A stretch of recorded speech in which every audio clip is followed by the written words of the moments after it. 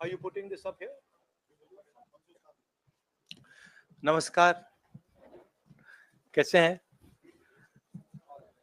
आप थोड़े shell shocked लग रहे हो। ये कांग्रेस पार्टी ने क्या कर दिया, कैसे कर दिया? हाँ, अच्छा, इसी के कारण है ये। अच्छा, ज्यादा लोग आ गए। Okay okay. नहीं, देखिए, आज हम बड़ी इंपॉर्टेंट चीज के बारे में आपको कहना चाहते हैं। पहली बार हमने नोट किया कि चुनाव के समय प्रधानमंत्री ने, होम मिनिस्टर ने और फाइनेंस मिनिस्टर ने स्टॉक मार्केट पर टिप्पणी दी। प्रधानमंत्री ने 2-3 बार, 4 बार देश को कहा कि स्टॉक मार्केट तेजी से आगे बढ़ने जा रही है। होम मिनिस्टर ने सीधा कहा कि 4 जून को स्टॉक मार्केट आसमान में जाएगी, लोगों को खरीदना चाहिए। और यही मैसेज फाइनेंस मिनिस्टर ने दिया। फर्स्ट, ये आज थोड़ा हम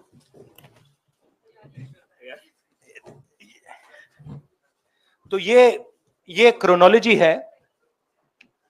अमित शाह कहते हैं बाय शेयर्स बिफोर 4 जून। 19 में नरेंद्र मोदी जी कहते हैं stock market will break records on June 4। फिर 28 मई को रिपीट करते हैं। 1 जून मीडिया झूठे एग्जिट पोल रिलीज करती है। बीजेपी का ऑफिशियल जो इंटरनल सर्वे था वो उनको 220 सीट दे रहा था। तो ये इंफॉर्मेशन बीजेपी के लीडर्स के पास था। इंटेलिजेंस एजेंसीज ने 200 और 220 के बीच में सरकार को बताया था कि उनकी सीट्स आ रही हैं। 3 जून को स्टॉक मार्केट सारे रिकॉर्ड तोड़ देता है और 4 जून को खटाक से स्टॉक मार्केट अंडरग्राउंड चला जाता है। अगला स्लाइड दिखाइए जरा। ये देखिए, 31 मई massive stock activity, more than double what was there on 30th, more than double what was there on 29, 28। ये अनोमली देखिए। ये कौन लोग हैं? ये वो लोग हैं जो जानते हैं कि कोई ना कोई घपला हो रहा है। हजारों करोड़ रुपए यहां पे इन्वेस्ट हुए हैं, फॉरेन इन्वेस्टर्स ने इन्वेस्ट किए हैं। और उसके बाद 30 लाख करोड़ रुपए का लॉस होता है। किसका लॉस होता है? रिटेल इन्वेस्टर्स का लॉस होता है। तो ये जो आप देख रहे हैं हिंदुस्तान की स्टॉक मार्केट की हिस्ट्री का सबसे बड़ा स्कैम है। और इसके बारे में हम कुछ सवाल पूछना चाहते हैं। पहला सवाल, why did PM and HM give specific investment advice to the 5 crore families investing in the stock market? Is it their job to give investment advice?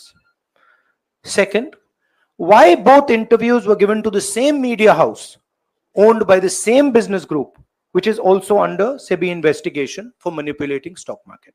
Third, what is the connection between the BJP, the fake exit pollsters, and the dubious foreign investors who invested 1 day before the exit polls were announced and made a huge profit at the cost of 5 crore families? We demand a JPC into this. We are absolutely convinced that this is a scam.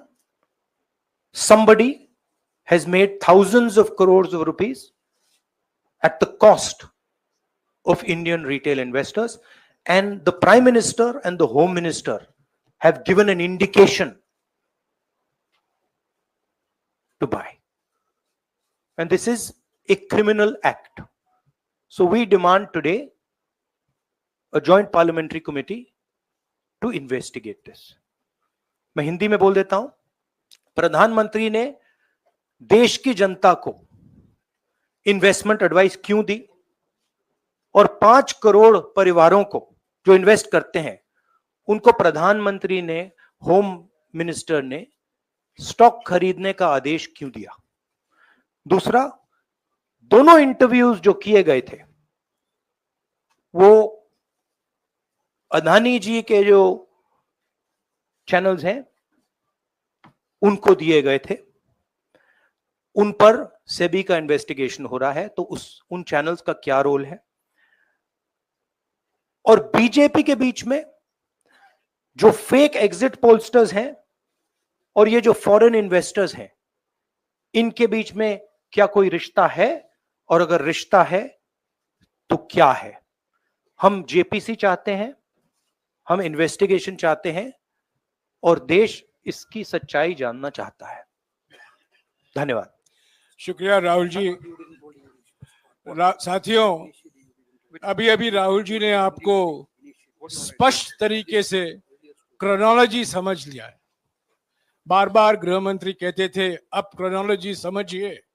आज राहुल जी ने देश को chronology समझाया है। इसके ऊपर अगर आपके सवाल हैं तो एक एक करके आप पूछेगा, एक एक करके पूछेगा। I haven't said the chronology in English, so I'll say the chronology in English. 13th May 2024, the Home Minister says, buy shares before 4th of June. This is a clear indication to retail investors and others to buy stock. 19th May, for the first time, and then repeatedly until the 28th May, the Prime Minister says that the stock market is going to break records on 4th June. Finally, on 1st June, completely fictitious exit polls are released. These investors are given a completely wrong impression. And on the 3rd of June, as we all know, the stock market breaks all records and then crashes on the 4th of June. Whoever has made money as the stock market rose and also as the stock market crashed. And we are interested in having a joint parliamentary committee, a JPC, to investigate the role of the Prime Minister, the role of the Home Minister, role of BJP members, and also those people who have done these fake exit polls. And finally, we want to understand who are the people, these foreign investors, who did these trades. So we want an investigation for that. शुक्रिया राहुल जी। हाँ संजय। राहुल जी, इससे पहले भी आपने Adani issue पे JPC पिछली लोकसभा में मांग की थी, तो क्या आप चाहेंगे कि ये इशू और हिंडनबर्ग इशू दोनों कंबाइन हो और दोनों की जांच हो? ये जो इशू है, this is a broader issue than just the Adani issue. It is connected to the Adani issue, but this is a much broader issue. This is directly the Prime Minister of India, Home Minister, who are privy to data on actual election results, who have IB reports, who have their own data, who are advising retail investors to buy stock on the 4th. This has never happened before. And by the way, the Prime Minister has never commented on stock market before this. This is the first time the Prime Minister has commented, very interestingly, and multiple times, one after the other, saying that stock market is going to boom, stock market is going to boom, stock market is going to boom. And at the same time, he has information that the exit polls are wrong. He has information that he knows what is going to happen because he has IB data and he also has his own party data. हाँ जी रवि। बताई है जनता को कि कई चैनलों ने मिलकर ये सब चीज किया है, जिस तरह से एग्जिट पोल करके लोगों को गुमराह किया है, जिस तरह से शेयर बाजार में सारा कुछ हुआ है। जी न्यूज ने भी इस मामले को उठाया है और बताया है, और आपके कहने का सीधा अर्थ है कि अडानी को इसका फायदा उठाने के लिए किया गया है? नहीं, मेरा कहने का ये अर्थ है कि उसमें अदानी इन्वॉल्व हो सकता है, मगर ये अदानी से बहुत बड़ी चीज है। इसमें बीजेपी के सबसे बड़े नेताओं ने कहा है, रिटेल इन्वेस्टर्स को मैसेज दिया है कि आपको स्टॉक खरीदना चाहिए। उनके पास इंफॉर्मेशन थी कि एग्जिट पोल्स गलत हैं, उनके पास इंफॉर्मेशन थी कि बीजेपी को फुल मेजॉरिटी नहीं मिलने वाली है, और वो जानते थे 3 जून को और 4 जून को क्या होने वाला है। कितने का 30 लाख, कितना 30 लाख करोड़ का नुकसान हुआ है? कितने का? 30 लाख करोड़ रुपए का नुकसान हुआ है और हजारों लाखों करोड़ रुपए का चुने हुए लोगों को फायदा हुआ है। और हम इंक्वायरी चाहते हैं प्रधानमंत्री पर, होम मिनिस्टर पर, जिन्होंने एग्जिट पोल किया उन पर, और ये जो फॉरेन इन्वेस्टर्स हैं उन पर। हाँ Shamin,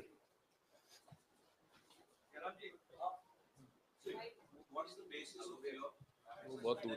30 lakh crore loss of asset. How did you arrive at that figure? Do you want to explain? This is based on the value, market value of all the companies the day before the results came, and the market value of the stock market of all the companies at the end of the day on results. हाँ संजीव, एक minute Sanjeev. Rahul ji, you've talked about, are you alleging the involvement of the Prime Minister and the Home Minister? Yes. And whose money is it? Yes, Are you that saying is what I their am money? saying.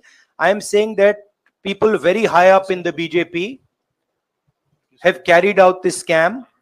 I am saying they had partners who carried out these exit polls. We would like to know if these exit polls were actually carried out, if people were actually sent out, and we'd also like to know the methodology of these polls. We'd like to understand who these investors are. We have some sense of who these investors are. So we are not just speaking out of the air. We are confident that if an investigation is done, interesting things will be revealed. And we think the Prime Minister and Home Minister are directly involved in this. हाँ Siddharth, companies की भी आपको लगता है जांच होनी चाहिए जिनके शेयर बहुत अप गए, जिनके सबसे ज्यादा शेयर खरीदे गए और जिनके शेयर उसके बाद में बेचे भी गए, उन कंपनीज का भी को भी इस दायरे में आना चाहिए, आपको लगता है? हमारा कहना है कि यहाँ पे बड़ा क्लियर है कि स्कैम हुआ है। प्रधानमंत्री ने डायरेक्टली कहा है, होम मिनिस्टर ने डायरेक्टली कहा है, इंडिकेट किया है जनता को कि स्टॉक मार्केट ऊपर जाएगी। होम मिनिस्टर ने तो साफ कह दिया कि खरीदना चाहिए। और जब प्राइम मिनिस्टर और होम मिनिस्टर और फाइनेंस मिनिस्टर ऐसी बात करते हैं तो उसका रिएक्शन आता है, लोग उसको बिलीव करते हैं। तो बिल्कुल क्लियर है कि इन 3 लोगों ने कहा है। यह भी क्लियर है कि इनको मालूम था कि रिजल्ट 400 का नहीं है, 300 का भी नहीं है। तो ये हम पता लगाना चाहते हैं, उसमें आप जो कह रहे हो वो भी शामिल है।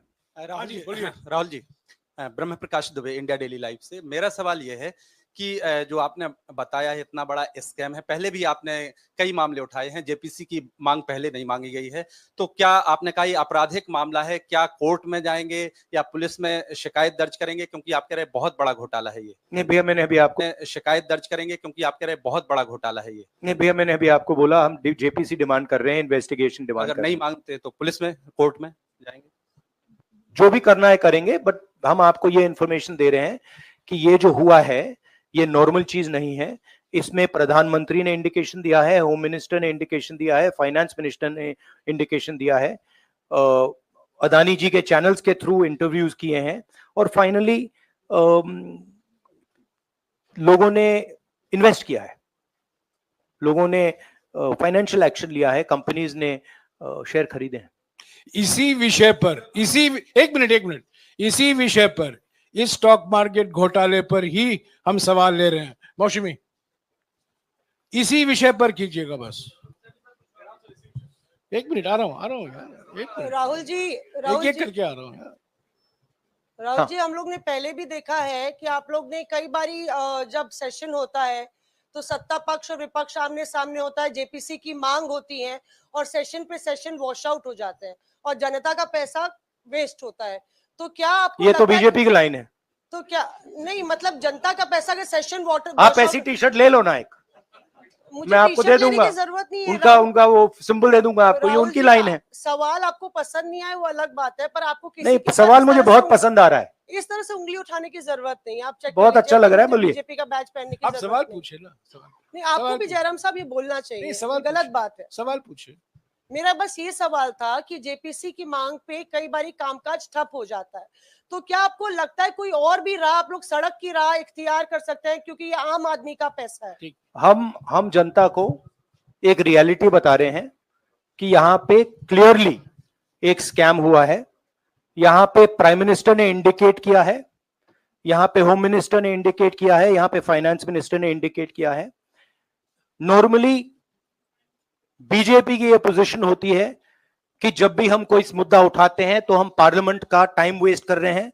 वही पोजीशन आपने अपनाई है, इसलिए मैंने आपसे कहा कि देखिए आप बीजेपी की पोजीशन ले रही हैं। रियलिटी ये है कि हम जेपीसी करवाएंगे। अब ऑपोजिशन में बहुत ज्यादा ताकत है, बहुत ज्यादा स्ट्रेंथ है और पूरा जो पार्लियामेंट की सिचुएशन है वो बदल गई है। हाँ जैनेंद्र, जेपीसी की मांग जो आपने की है वो तो पार्लियामेंट सेशन में होगी, लेकिन ये जो आम निवेशक हैं देश भर के जिनका 30 लाख करोड़ डूबा है, उनमें कर्नाटक के, तेलंगाना के, हिमाचल के भी लोग होंगे। तीनों राज्यों में आपकी सरकार है, क्या राज्य की जो जांच एजेंसी है उसके जरिए आप जो उन राज्यों के निवेशकों का कम से कम पैसा डूबा है, ये जो आप पूरे नेक्सस की बात आप कर रहे हैं, गुमराह करने की बात कर रहे हैं, क्या वहां से कोई कार्रवाई की हम उम्मीद कर सकते हैं? सोचा जा सकता है, बट ऐसी चीज के लिए शायद जेपीसी सही औजार होगा। हाँ Ranjeet, last question. Ranjeet, okay, Mohit is asked, Ranjeet यार आप पूछते रहे। मोहित चलो। आपको ऐसे सर मैं इज अपसेटिंग सर मैं मोहित आपने चमत्कार किया, पूछ लीजिए। सर मैं मोहित हूँ न्यूज नेशन से। नहीं जानता हूँ। सर लगातार पिछली घोटालों में भी आपने जेपीसी की बात की थी, आपने हर जांच की बात की और ये एक बड़ा घोटाला सामने आया, इसमें भी आप जेपीसी की मांग कर रहे हैं। कितनी उम्मीद है कि लोग जेपीसी की ये लागू करेंगे? आपको क्या लगता है कि ये जेपीसी लागू करने वाले, अगर नहीं करेंगे फिर क्या करेंगे आप लोग? नहीं, हम प्रेशर लगाएंगे, डालेंगे, बट मुझे लगता है कि जो पहले राजनीतिक सिचुएशन थी, जिस इंप्यूनिटी के साथ प्रधानमंत्री पहले काम करते थे, मुझे लगता है वो अब खत्म हो गया है, तो दूसरा नतीजा आएगा।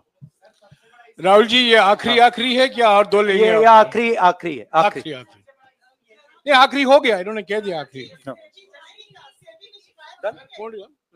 ओके रंजीता।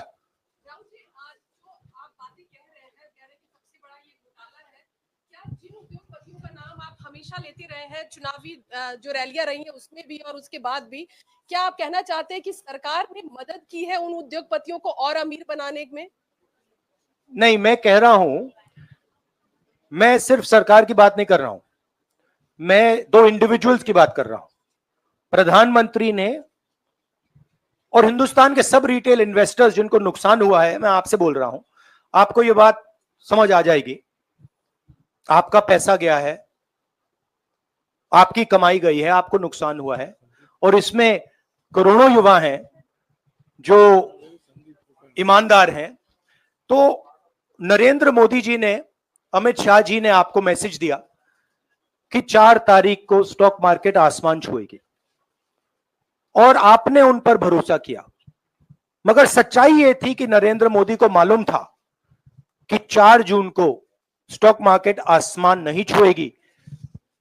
4 जून को स्टॉक मार्केट का जबरदस्त नुकसान होने जा रहा है, क्योंकि उनके पास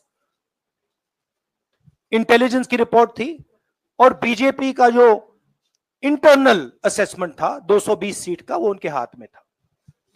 तो मेरा ये सवाल है और मैं आपसे इन्वेस्टर से कहना चाहता हूं कि आपको जो चोट पहुंची है, जो आपको दर्द हुआ है, वो चोट नरेंद्र मोदी जी और अमित शाह के बयान ने आपको पहुंचाई है। और हजारों करोड़ रुपए किसी ना किसी ने चोरी की है, वो आपके जेब से गए हैं, रिटेल इन्वेस्टर्स के जेब से गए हैं। तो मैं चाहता हूं, आपके लिए बोल रहा हूं, मैं आपके लिए बोल रहा हूं कि इन्वेस्टिगेशन होना चाहिए, पता लगाना चाहिए कि प्रधानमंत्री जी ने, होम मिनिस्टर ने आपको ये गलत इंफॉर्मेशन क्यों दी, और ये कौन लोग हैं, इन्वेस्टर्स जो हैं, फॉरेन इन्वेस्टर्स हैं, जिन्होंने इस दिन फायदा उठाया। ये देखिए ग्राफ है, ये रेड चार्ट जो है, इसको देख लीजिए। ये नॉर्मल ट्रेडिंग है, ये नॉर्मल ट्रेडिंग है, ये ग्रे वाली नॉर्मल ट्रेडिंग है, और ये जो ट्रेडिंग है ये अबनॉर्मल ट्रेडिंग है, ये 2-3 गुना है, और फिर ये हुआ है नुकसान। तो ये नरेंद्र मोदी जी और अमित शाह से मैं पूछ रहा हूं कि आप में इसमें आपका क्या रोल था, और रिटेल इन्वेस्टर्स के लिए पूछ रहा हूं, आपकी मदद करने के लिए पूछ रहा हूं, और इन्वेस्टिगेशन होगा तो आपके लिए होगा। धन्यवाद, शुक्रिया। Thank you.